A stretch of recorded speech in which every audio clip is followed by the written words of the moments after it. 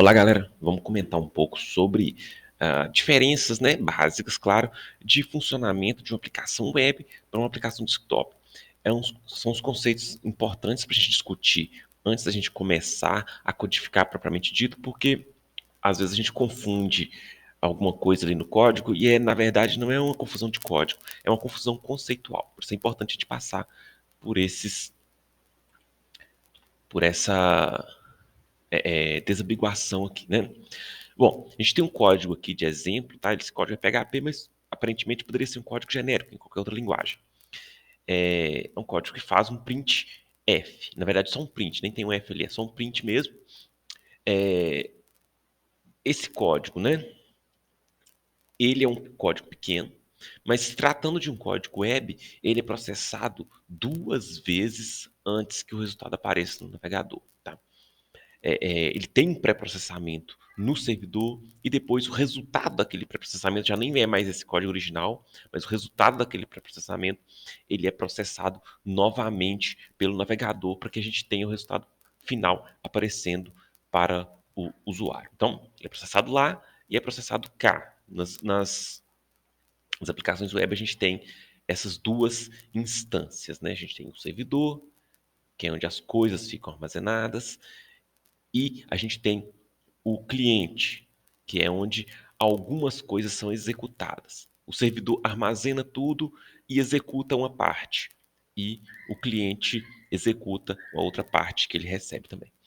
Bom, se isso fosse numa aplicação desktop, né, se a gente tivesse um código daquele numa aplicação desktop, esse print ele já jogaria direto essa mensagem na tela do usuário. Então, tá ali naquela mesma máquina, o usuário acionou o programa abre e aí já passa a interagir direto com o usuário, né, através de tela, teclado, mouse, essas coisas. Então, os periféricos estão ali e o programa já interage direto com o usuário naquela própria máquina. Tá claro, teria que ter compilação desse código, né, ou alguma pré-compilação, dependendo de qual linguagem a gente estivesse utilizando.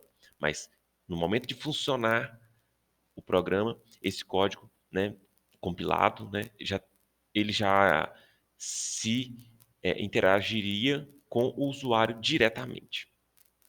Agora, no web é diferente. Um código desse aqui, lá no servidor, primeiro, ele é executado pelo interpretador de PHP, né?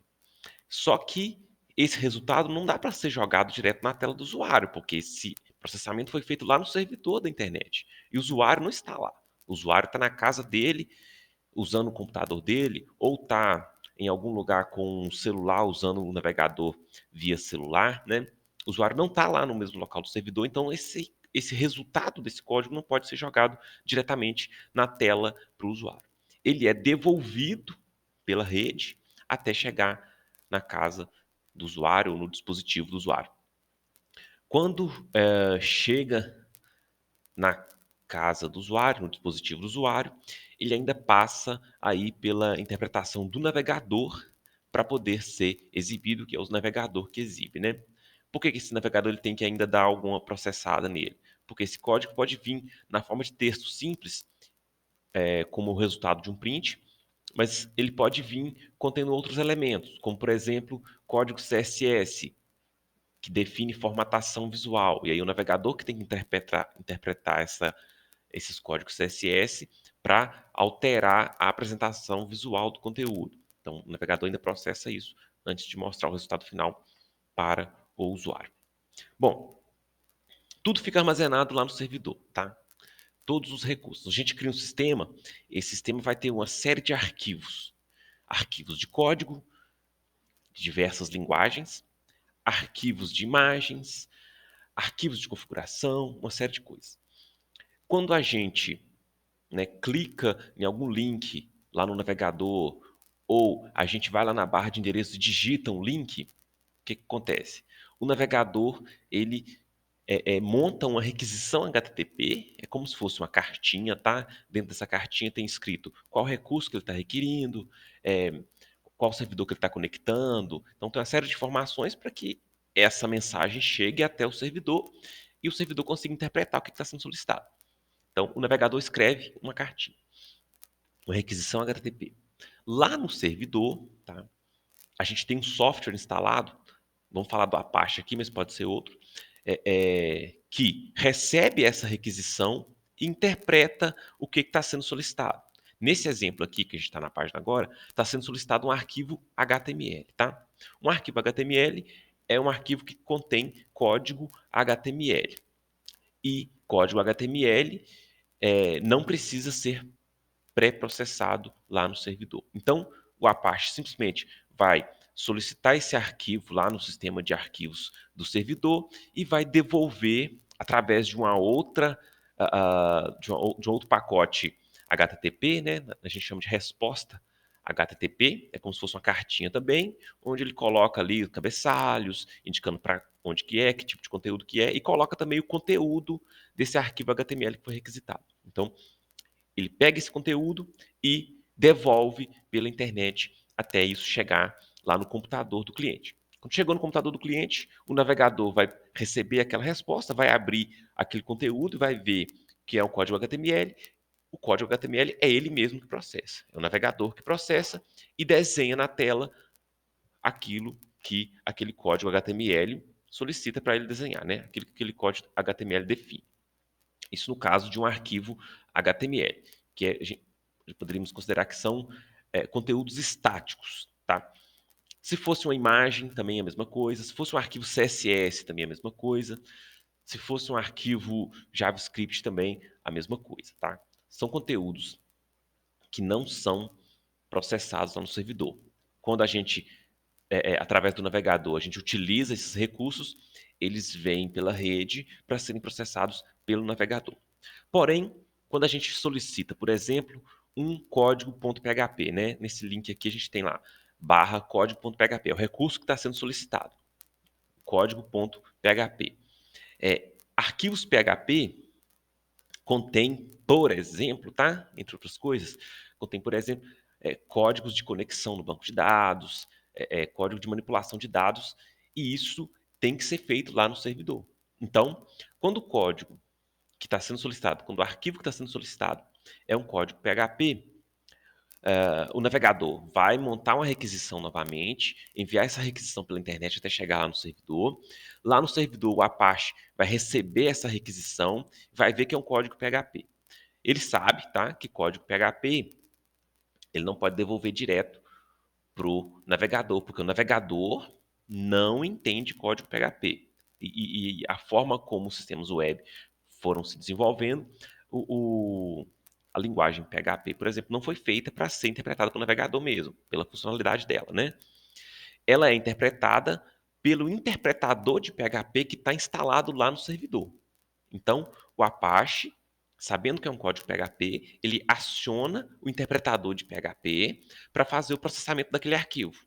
Então, o interpretador de PHP vai fazer o processamento daquele arquivo e somente aquilo que for o resultado dessa interpretação é que vai ser devolvido para o cliente. Então, se a gente tem lá um monte de código que faz conexão no banco, recupera dados e devolve esses dados, o que vai chegar lá para o nosso navegador são simplesmente esses dados já recuperados.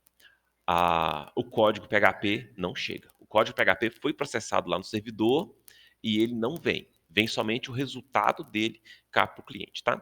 Chega cá no navegador, ele vai abrir novamente a resposta, vai ver o que tem lá dentro e vai mostrar na tela para o usuário. Bom, para que isso funcione, então a gente tem que ter, se falando de sistemas instalados, né, para o funcionamento, tá? Nós falando de funcionamento. A gente tem que ter no servidor, no mínimo, tá? No mínimo. Mas geralmente a gente tem mais ferramentas. Ferramentas para melhorar a produtividade, ferramentas para otimizar o processo de desenvolvimento e de funcionamento, tá? Geralmente tem mais ferramentas. Tô falando de recursos mínimos aqui. A gente tem que ter o Apache, que é esse software que fica ouvindo as entradas e saídas de rede para ver se está chegando requisições para ele. Então é ele que recebe as requisições e ali ele interpreta o que queria fazer com elas. Né? Se é simplesmente para pegar um arquivo e devolver, ou se tem que acionar o PHP para fazer o processamento de alguma coisa. A gente chama de servidor HTTP. Tá? Então lá na máquina servidora a gente tem que ter um software servidor. que é o servidor HTTP, no caso Apache. A gente tem que ter um interpretador de PHP, né? A gente vai usar PHP nessa disciplina, então a gente está falando mais dele. A gente tem que ter um interpretador de PHP que vai processar os códigos PHP. Esses códigos PHP podem estar num arquivo PHP com código PHP puro, podem estar também em arquivos PHP com códigos PHP misturados com outros códigos, HTML, CSS, JavaScript. Nesse caso, né, o interpretador de PHP interpretaria aquelas partes que são código PHP e as outras partes, HTML, CSS, JavaScript, ele ignoraria e deixaria isso para ser processado pelo navegador, né, posteriormente. E uma SQL também, porque a gente precisa fazer algum tipo de persistência, né? A gente vai usar algum tipo de persistência, então a gente vai precisar do MySQL. Eu deixei uma observação ali embaixo. Esses softwares eles podem estar em mais de uma máquina, dependendo do tamanho do sistema, dependendo da quantidade de dados, da quantidade de requisições. É comum deixar essa infraestrutura aí dividida, né? Então você põe lá o Apache numa máquina, põe uma SQL em outra, para você conseguir atender as requisições. E softwares equivalentes também podem ser utilizados. Ao invés do Apache, utilizar um outro servidor HTTP. Ao invés do PHP, utilizar outras linguagens, por exemplo, Java, Ruby, enfim. Dá para usar outras linguagens também, como o próprio JavaScript, como linguagens servidoras. O MySQL, ao invés de usar MySQL, você pode usar outros SGBDs, tá? Então, esses três aqui é o que nós vamos utilizar, mas essa infraestrutura de servidor ela pode ser feita com outros softwares também. Mas tem papéis, vamos dizer assim, similares. Às vezes, quando a gente troca de tecnologia, o funcionamento às vezes muda um pouco, mas são bastante similares. E no cliente, né? A grande vantagem aqui nos sistemas web é que no cliente não tem que instalar nada. A gente tem o navegador e ele acessa qualquer sistema web que a gente quiser, né? Basta que a gente tenha o endereço desse sistema e a gente coloca esse endereço lá em cima na barra, naquele campo lá de endereços, e aí a gente consegue acessar os sistemas web. É uma grande vantagem em relação a outros tipos de sistemas. Aqui é só uma ilustração mesmo, né? No lado do cliente, o navegador vai fazer algumas coisas, né? Ele faz, obviamente, guiado pelo código que a gente criou. Ele vai fazer requisições para o servidor para poder solicitar arquivos de diversas maneiras. Ele vai receber respostas do servidor e processar algumas coisas. Ele processa, tipo HTML, CSS, JavaScript. É ele mesmo que processa. Então, se tiver um código em JavaScript, mandando alguma coisa ser executada, é o navegador que vai fazer, que vai providenciar essa execução. Texto, imagens também, é ele que faz o desenho disso. Já no lado servidor, né, a gente precisa lá de um conjunto de ferramentas maiores. Apache, PHP, também o PHP vai fazer aquilo que o nosso código mandar. Então, quando a gente estiver programando, a gente vai criar códigos PHP para a gente definir o que o servidor vai fazer para a gente. Você vai guardar alguma coisa do banco, você vai recuperar alguma coisa do banco, você vai fazer alguma transformação nos dados, você vai fazer requisição no outro sistema, enfim. MySQL, eles vão receber requisições feitas pelos clientes e armazena todos os arquivos também, tá? Então, os arquivos do sistema, mesmo os arquivos HTML e CSS, ficam todos armazenados no servidor. Quando eles são solicitados, eles vêm para o cliente processa. Processar arquivos PHP, gerenciar essa base de dados. Tudo lá no servidor.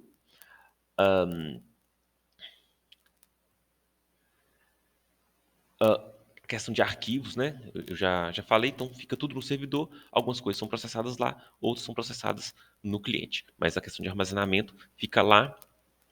Tem alguns esquemas de cache também, né? Às vezes a gente solicitou um arquivo e quando a gente solicita de novo, esse arquivo já não vem por completo, porque às vezes ele já está armazenado em alguma cache intermediária. Mas a gente está desconsiderando isso nesse momento.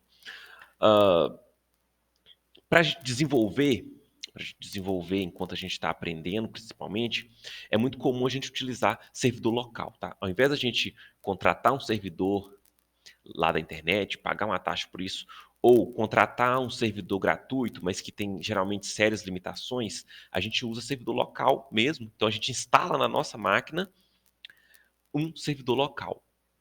O que, que a gente precisa para um servidor local? MySQL, né, no nosso caso, Apache e o interpretador de PHP. No mínimo essas três coisas que a gente vai precisar. Então a gente pode instalar essas três coisas, ir no site de cada uma, baixar, instalar e configurar, ou a gente pode, né, tem uma facilidade que é utilizar essas ferramentas que instalam isso tudo de maneira já agrupada e configurada. No caso, a gente tem algumas ferramentas aqui, ó, Champ, Vertrigo, ISO, PHP, existem outras. Essas ferramentas instalam Apache, PHP, MySQL ou MariaDB e já deixa configurado para a gente, tá? Instalam outras ferramentas também, além dessas. Mas o que a gente vai precisar, a princípio, são essas. Então, tem essa opção de instalar separado cada uma ou de usar essas ferramentas aqui, né, que já criam esse servidor já com as três lá dentro. Aí depois que a gente desenvolve o sistema, que ele já está pronto para ser utilizado, aí sim a gente faz a hospedagem dele. Aí a gente vai contratar um servidor de hospedagem, vai mover os arquivos para lá, vai criar a base de dados lá, ajustar as configurações para que o sistema possa ser utilizado por qualquer um, né? Enquanto está na nossa máquina local, ele pode ser utilizado somente pela gente. A não ser que a gente dá para a gente abrir esse acesso, dá. Dependendo da situação, você pode pedir o seu provedor de internet para abrir acesso externo à sua máquina e a sua máquina fica sendo também como se fosse um servidor da internet. Se você tiver uma estrutura boa para isso, você pode fazer também. Detalhezinho aqui de utilização. Quando a gente estiver utilizando servidor local, né, ao invés da gente utilizar o endereço lá da internet, a gente vai utilizar como nome de domínio esse nomezinho aqui, ó, localhost, tá? Localhost significa que a gente está acessando na nossa própria máquina. Por que a gente precisa disso? Porque mesmo a gente instalando o servidor na nossa própria máquina, a gente continua tendo os dois papéis. O papel do cliente, que é o navegador, e o papel do servidor, que é composto pelo Apache, PHP e MySQL. Tá? Então, quando a gente for testar os nossos arquivos, a gente tem que permitir que a requisição seja feita e que a resposta seja feita também. Porque senão algumas coisas não funcionam corretamente. Que é esse caso aqui, por exemplo, ó, da gente acessar um arquivo PHP direto pelo nome do arquivo, nome de pasta e nome de arquivo. Então, se eu ir lá no navegador e digitar o nome de pasta e nome de arquivo de um arquivo PHP, o que acontece? O que a gente está fazendo?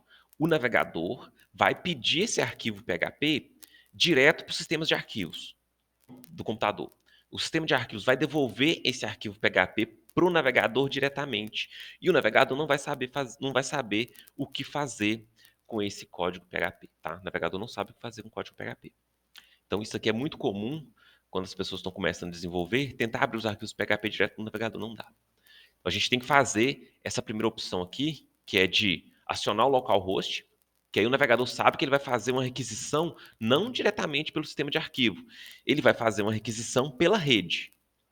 Quando ele faz essa requisição pela rede, como é localhost, esse pacote que ele enviou vai sair pela rede, mas vai voltar para a própria rede. E aí, quando ele volta, o Apache captura. O Apache captura, aí sim ele sabe que é um código PHP, ele vai acionar o interpretador de PHP para fazer a interpretação desse código e ele vai devolver, então, o código PHP, não o código propriamente dito, mas o resultado da execução dele, tá? E a gente também não vai fazer assim, porque sim, com o nome de domínio é quando já está hospedado em algum domínio da internet, tá? Então, a gente vai usar isso aqui, ó, localhost, barra, nome da pasta, nome do arquivo. Essa localhost, ele já vai cair, ele vai indicar para o Apache já pesquisar na raiz do servidor que tiver instalado. No caso do Champ, por exemplo, ele tem uma pasta chamada htdocs. Quando você instalar, você vai ver que lá dentro tem uma pasta htdocs. O Vertrigo ele tem uma pasta chamada www. Essas são pastas que a gente chama de raiz do servidor. É lá que a gente tem que colocar os nossos projetos para que o Apache consiga encontrar, tá? Se você criar uma subpasta lá dentro, aí essa estrutura de pasta você já começa a colocar aqui. Se você já colocar direto dentro da htdocs ou direto dentro da www, aí você já coloca aqui o nome direto do arquivo sem o nome da pasta. Tá? Mas a gente vai fazer isso com mais calma a posteriori. Então, a gente vai utilizar, lembra de fazer a requisição correta, mesmo para testar os arquivos locais, senão, às vezes, o seu arquivo PHP não vai estar sendo interpretado. Aqui estou finalizando. É o seguinte, quando a gente, para a disciplina, a gente vai usar PHP, né, nesse momento, mas a gente poderia utilizar diversas outras tecnologias, né? A gente pode trabalhar, por exemplo, com Java, JavaScript, até C++, Ruby, Python, como linguagem server-side, que é essas linguagens que funcionam no servidor. E também a gente pode trabalhar com outros servidores HTTP que não Apache. Tem um da Microsoft que chama IIS, e existem outros também que podem ser utilizados, tá? Às vezes você vai utilizar um ou outro, você vai ter que ajustar alguma coisa ali na sua infraestrutura, mas são coisas meio similares. Outra coisa, a gente pode utilizar diferentes formas de distribuir. São várias tecnologias, né? A gente pode utilizar diferentes formas de distribuir essas tecnologias para a gente obter o nosso sistema final. Tá? Uma forma é a gente criar um único sistema integrando as tecnologias, PHP, HTML, CSS, JavaScript. Isso pode ser feito de maneira mais organizada, né? O que é o ideal, e às vezes também acontece de ser feito de maneira não tão organizada. Por exemplo, muitos arquivos com vários tipos de código misturado no mesmo. Isso não é, às vezes, muito bacana, porque depois fica difícil de compreender e de dar manutenção. Mas existem padrões para fazer essas coisas também de maneira bem segmentada e fica bacana. Então, um único sistema, mas tem essas, na verdade, 4 linguagens ali trabalhando em conjunto de maneira estruturada. É uma forma. Uma outra forma é criar sistemas separados mesmo. Você cria um sistema separado só para ser a parte de servidor e um outro sistema separado só para ser a parte de cliente.